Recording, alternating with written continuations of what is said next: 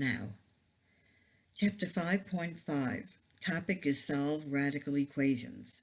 Before we start on solving radical equations, I'd like to do a quick review about the same power, the same index, and even here why we're going to use them. If we have something like the square root of x, and the 2 is assumed here as an index. If I asked you to remove this radical symbol and just show me x, well, the opposite action of the square root of x would be to raise it to the second power. The opposite action being the index is 2, the power is 2. Same power, same index, the x comes out. Another example, we have the square root of x plus 5. Here we have the index of 2. If I were to move the radical symbol to get the same index, same power, I would take the power of 2. I'd square the whole thing. So therefore, x plus 5 would come out because the index and power are the same. So the opposite action of taking a square root is to raise it to the second power. The opposite action of taking a cube root would be raising it to the third power. And the opposite action of taking a fourth root would be raising it to the fourth power. So let's do examples. We have the square root of x. We've done that right over here. The index is 2, so we're going to raise it to the second power. And remember, whatever you do to one side of the equal sign, you have to do to the other to keep it in balance. So here, index, power, the same, x comes out. 9 squared is 9 times 9, 81. X is equal to 81. We're going to check now and make sure that we're correct. You always go to the original problem that you're given. Square root of x equals 9. X we say is 81. Well, let's see. Substitute that in for the x. Square root of 81 should equal 9. And yes, the square root of 81 is 9. We have a good check. That means that our answer, x equals 81, is correct. Let's do another problem. Cube root of x equals negative 4. Well, the opposite action of taking the index of 3, the cube root, is to raise it to the third power, both sides of the equal sign. Same index, same power, the x comes out, and negative 4 times negative 4 times negative 4 is negative 64. Let's check to make sure that's correct. Take the original problem. The cube root of x equals negative 4. Substitute the negative 64 in for the x. And the cube root of negative 64 is negative 4. So that is equal, and that means that our answer is correct. X is equal to negative 64. Now, if you've noticed, I've stressed checking. And that's because there are sometimes you may get an answer, and when you check it, it just doesn't work. So therefore, the answer would be crossed out and there would be no solution. So let's go on and just review again for one moment something else. To solve normal equations that we've done before, we isolated the variable and we always did the opposite actions to do that. So if we had, say, y minus 2 equals 1, we want to get the variable alone. We'd add 2 to both sides, and y would equal 3. We're going to do the same thing now with radicals. You're not going to isolate the variable first. You're going to isolate the whole radical symbol and then do the opposite actions to do that. So let's take an example. I don't care what's under here. We're just going to isolate the symbol. So therefore, negative 2 is subtracting the symbol outside of it. So we're going to add 2 to both sides. We have now radical y, square root of y, equals 3. And again, I don't want the square root. So therefore, in this case, I would raise them both to the second power and y would equal 9. Remember, you're isolating the symbol first. Then when you take care of that, you can isolate the radical. So let's do some problems. Remember, isolate symbol by doing opposite actions. Now, I cannot just go ahead and subtract the 7. I have to get this symbol off of this x plus 7. So therefore I am isolating the whole radical. So that means I have to subtract 2 to both sides, because adding 2 to the radical, we're going to get the radical alone. The cube root of x plus 7 equals now -3. Now the radical is alone on one side of the equal sign. Now I can go ahead and deal with the radical and try to get the variable out. So if it's an index of 3, if I raise this to the third power, same as the index, I have to do the same to this side. Same index, same power, x plus 7 comes out, and -3 cubed is -27. You've gotten the x out of the radical symbol, and you can now isolate the x to solve for it, subtract 7 from both sides. X is going to equal -34. We hope so, because we now have to check that to make sure that we are correct. Take the original problem, not down here, the original. All right? You're going to substitute -34 for this x. -34 plus 7 is going to give us a -27 under here. Cube root of -27 is -3, plus the 2 equals a -1. This is going to equal -1 equals -1. We've got a good answer here, a true statement. Therefore, the x does equal -34 to solve this radical equation. Next one. Same thing, remember, isolate the symbol first, then by doing opposite actions. We have the square root of x minus 4 plus 5 equals 3. Remember, you can always pause this, try it at home, and then start it again and see the answer if you want to try it yourself. All right? We have to isolate this radical symbol. So 5 is being added, subtract 5 from both sides. We're going to get square root of x minus 4 is -2. The radical is alone on this side of the equal sign. Index is 2, so you're going to raise it to the second power on both sides of the equal sign. Yes, you are including the sign with the number. Same index, same power. The x minus 4 comes out. -2 squared is a 4. Now you have to go and isolate the variable. You're going to add 4 to both sides, and x is equal to 8. We hope. Let's do the check and see. The check is going to the original equation, substitute 8 for x. Square root of 8 minus 4 plus 5 equals 3. Don't forget this part. Okay, some of you zero in on this, and then you forget this. 8 minus 4 is 4. Square root of 4 plus 5 equals 3. Square root of 4 is 2, plus 5 equals 3. 7 equals 3. I don't think so. False statement, not true, can't be. Void answer. There you go. Can't work, because 7 does not equal 3 when we substitute 8 in for x. Therefore, that cannot be an answer.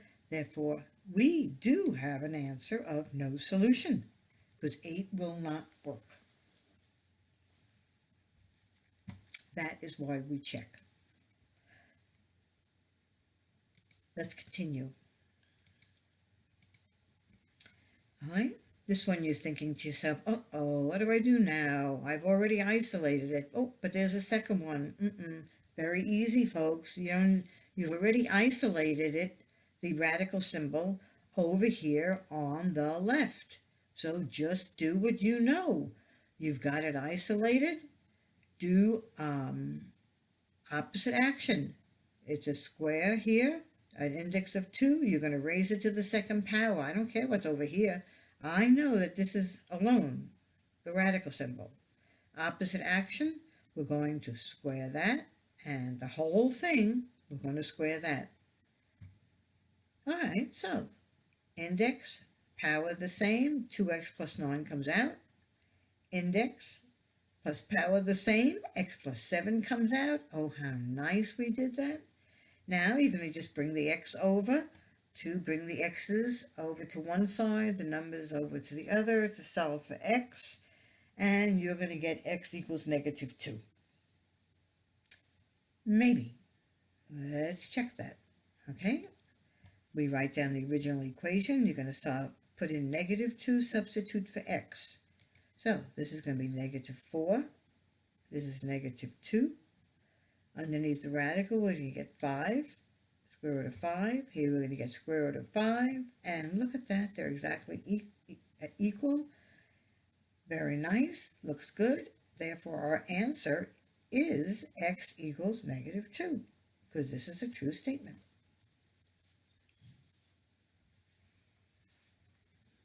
Going on. All right, solving equations. This is the first step that we're going to do. Now, I put in one here just so you can just follow along the steps we're going to do. I want you to see the only thing different in this problem than the others is, look, we have an x on this side alone, not a number and not a radical symbol. All right, so let's try it. Rules don't change. You follow the rule and the procedure you've always done. You're going to get the radical symbol alone. So you're going to subtract 2 from both sides. So we're going to have square root of x plus 4 equals x minus 2. All right, rules don't change. You want to get this radical symbol off, away, gone. And this is alone on one side of the equal sign, so you're going to raise it to the second power because the index is 2. You do the same thing here. Oh, but wait. I have x minus 2. You can't pick and choose. You got to take the whole thing and raise it to the second power. This is the key right here. You can't just say x squared minus 2 squared. It's the whole thing that's being raised to the second power. That's the trick right here. So, same index, same power, x plus 4 comes out. Whoop, x plus 4 comes out. And over here, I have x minus 2 squared. That means write this twice, x minus 2 times x minus 2. And that gives you x squared minus 4x plus 4. And now we can bring all the x's to one side and bring the 4 to the other side. And we're going to subtract the 4 and subtract the x to bring them over. We're going to have 0 here equals x squared. This is negative 5x. This is 0. All right, and if you remember how to solve this problem, when it's raised to the second power, remember, solving this problem, you have to factor and set both factors equal to 0. So we're going to factor the x squared minus 5x. Well, it's not a trinomial over here, but, well, it's 0. All right, so we're not doing the binomials. We have to look for the common factor. Common factor here is x. Pull out an x. And you have x minus 5.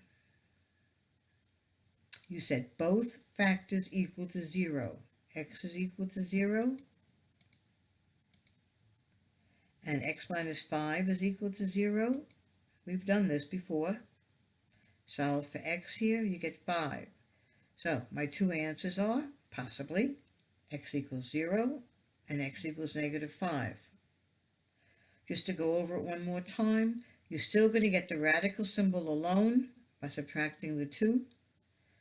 You have the symbol alone, so you know you have to raise it to the same power as the index on both sides. The trick is to make sure you do everything on this side when you're raising it to the second power.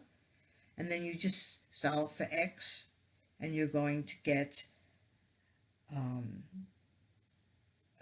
this x squared minus 5x, and you have to factor each to equal 0 to solve. Now we're going to check. We're going to take the original equation and say x is 0.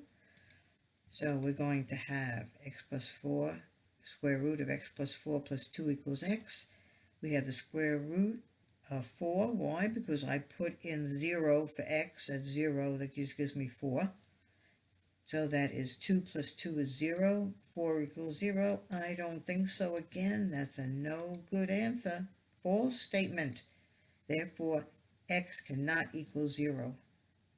Let's try the 5. Come back over here, get the original equation, substitute 5 for x. So you're going to get the square root of 9 plus 2. Square root of 9 is 3. Don't just stop here, because this doesn't look like it's going to work. 9 plus 2. But take the square root of the 9 is 3. Plus 2 equals 5. 5 equals 5, and you've got a good, true statement there. That means the only answer here would be x equals 5. One answer. Let's go on.